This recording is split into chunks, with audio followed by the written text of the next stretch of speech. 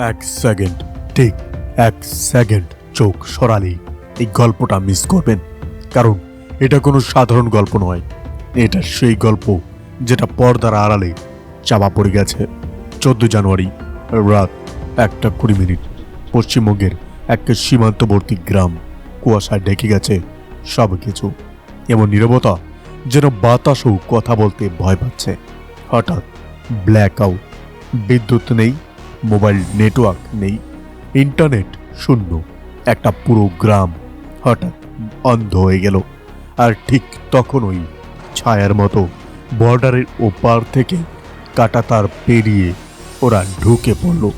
কোনো চিৎকার নয়, কোনো গুলির শব্দ নয়, ওরা নিখুঁত, ঠান্ডা, হিসেব করা মুখ। কিন্তু এখানেই গল্পটা ঘুরে যায়, কারণ ওরা ভেবেছিল এটা সেই পুরনো ভারত যে সব কিছু সহ করে নেয়। ওরা জানতো না এই অন্ধকারের ঠিক ওপরেই আরো বড় আলো জ্বলছিল। 14 জানুয়ারির সেই রাতে ভারতের এজেন্সিগুলো আকাশের শিকারী পাখির মতো প্রতিটা নড়াচড়া ট্র্যাক করছিল। একটা কথা পরিষ্কার, এই ভারত আর আগের ভারত নয়।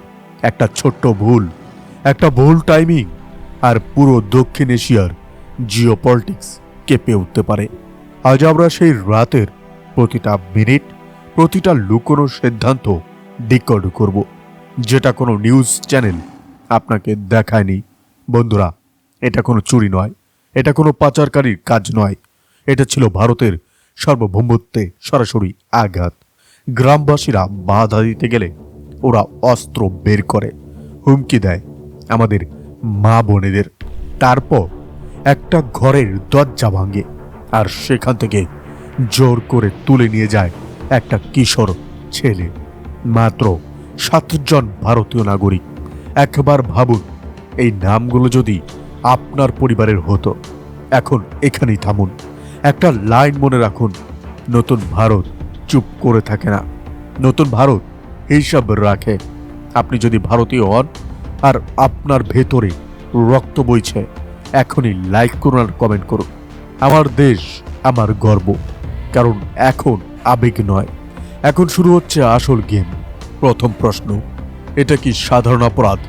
উত্তর না, কারণ পুরো অপারেশনটা শেষ হয়েছে মাত্র 25 থেকে 30 মিনিটে। 4টে বাড়ি, 7 জন মানুষ, বর্ডার পার, নিখোঁজ। এত দ্রুততা শুধু ট্রেনিং দিয়ে আসে।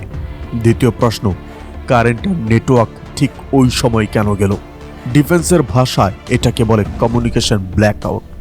মানে ওরা জানতো কিভাবে একটা গ্রামকে অন্ধ করতে হয়। তৃতীয় প্রশ্ন, লুটপাট কোথায়? নেই। টাকা আছে, গয়না আছে, তার মানে টার্গেট ছিল মানুষ। কিডন্যাপিং, একটা স্ট্র্যাটেজিক মেসেজ। কিন্তু এখানেই সবচেয়ে বড় ভুলটা ওরা করে, কারণ আজকের ভারতে কিছুই অদৃশ্য থাকে না। Satellite, thermal sensor, digital footprint. ওরা যে রুট দিয়ে এসেছে, যে রুট দিয়ে গেছে, সব রেকর্ড হয়ে গেছে। এবার আসি সবচেয়ে সেন্সিটিভ অংশে। যখন আপনি ঘুমোচ্ছিলেন, ঠিক তখন দিল্লি সাউথ ব্লকে বন্ধ দরজার ভেতরে চলছিল হাই ভোল্টেজ মিটিং। টেবিলে ছিল দেশের সেরা নিরাপত্তা মস্তিষ্কগুলো। সূত্র বলছে ভারত এটাকে দেখছে একটা টেস্ট রান হিসাবে। ওপারের কিছু শক্তি পরীক্ষা করছে ভারত কতটা দূর যেতে পারে। কূটনৈতিক চ্যানেল চালু হয়েছে। ভাষা ছিল শান্ত, কিন্তু বার্তা ছিল স্পষ্ট।